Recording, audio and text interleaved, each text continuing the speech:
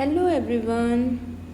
आज हम अपना नया टॉपिक लेके आए हैं, फॉरवर्ड कॉन्ट्रैक्ट। क्या होता है फॉरवर्ड कॉन्ट्रैक्ट?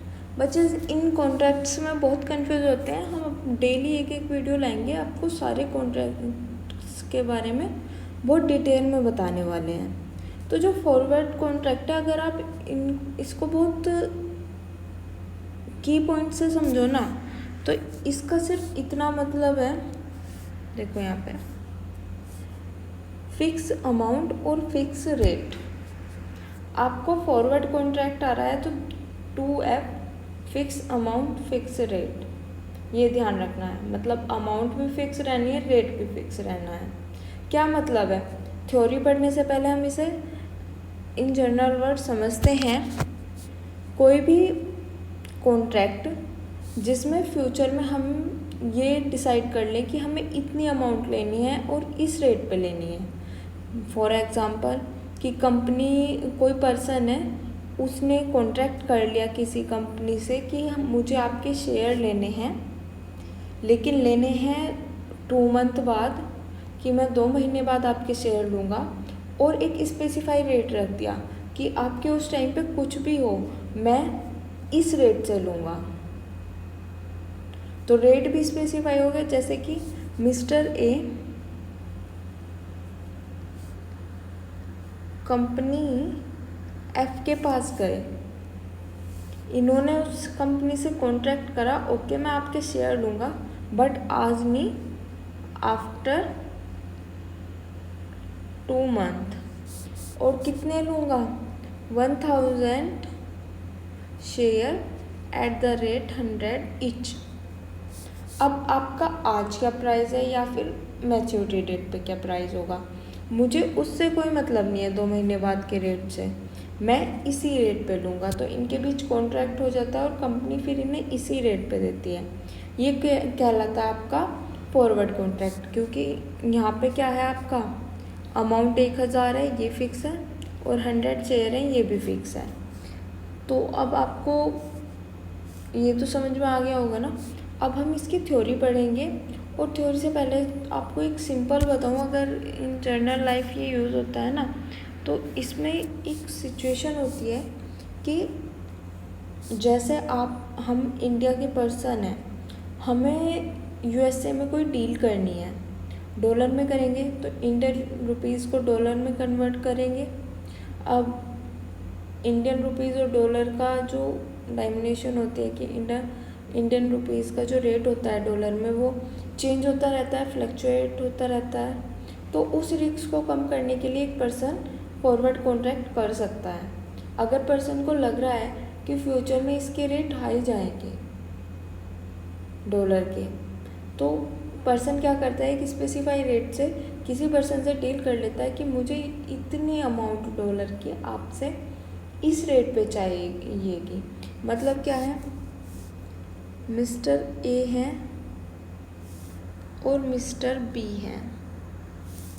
मिस्टर ए ने इंडिया और ये US से, बीच में एक कॉन्ट्रैक्टर आया फाइनेंशियल इंस्टीट्यूट, जिसको ये अथॉरिटी है कि वो इंडियन करेंसी को फॉरेन करेंसी में कन्वर्ट कर सकता है।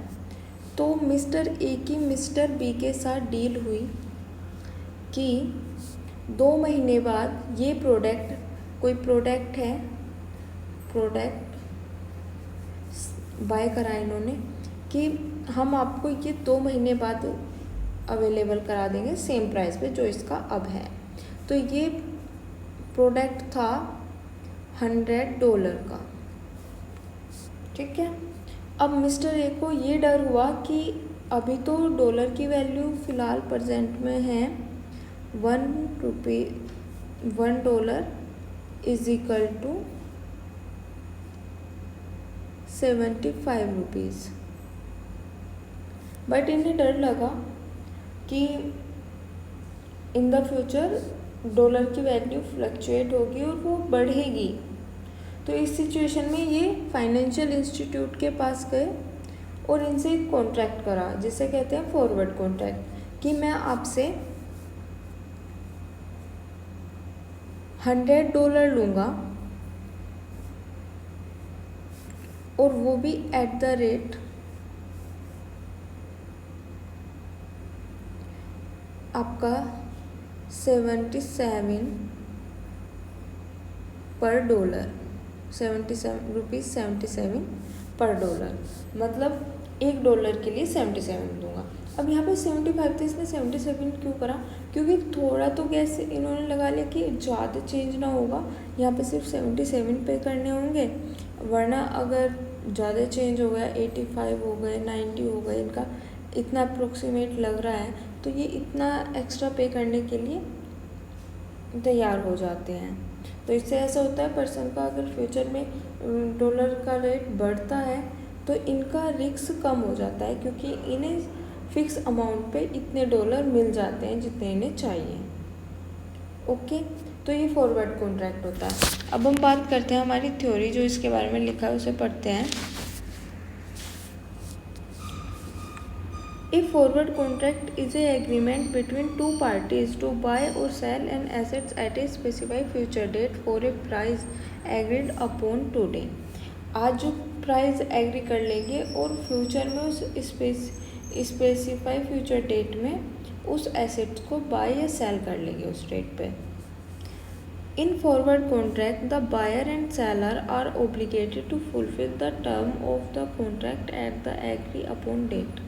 हाँ, दोनों क्या होते हैं, ओब्लिगेशन होती है दोनों के लिए, बायर के लिए भी सेलर के लिए भी, कि एग्री रहेंगे अपॉन द डेट में कॉन्ट्रैक्ट में। Redressal of the current market price of the assets, मतलब उससे कोई मतलब नहीं कि एसेट्स का करंट मार्केट प्राइस क्या होगा। For example, let's say you want to buy 100 share of company X in 3 months at a price of 15 per share। You could enter into forward contract with seller to buy those share in 3 months at a agree upon price of $50 per share। This way, you look in the purchase price today, which can be beneficial if you expect the price of company X share to rise in the future। या तो देखो, 100 share company x के 15 पर share पे इन्होंने contract कर लिया।